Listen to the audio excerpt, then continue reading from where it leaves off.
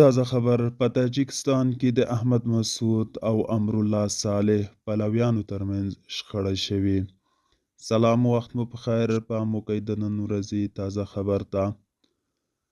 په تاجکستان کې د احمد مسعود او امرالله صالح پلویانو ترمنځ د خپلواکۍ د کلیزې لمانځنې او امان الله خان ته د سپکاوي پر سر شخړه شوی. یاده شخړه هغه مهال رامنځته شوه چې د احمد مسعود پلویانو د رنګه ملي بیرغ د غازي امان الله خان توهین او تحقیر وکړ او خپلواکۍ د لمانځنې مخه ونیوه. بلخوا بهرنیو چارو وزارت پاکستان ته افغانستان د بهرنیو پورونو او مرستو پر ځای په خپلو سرچینو د بساینې لپاره کار کوي.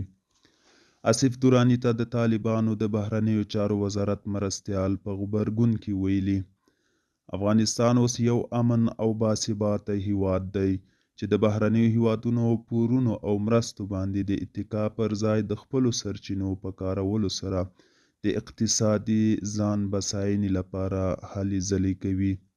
دوستانو، دا و د نن ورځې چمتو کلي خبرونه. تر بیا هم په الله سپارم.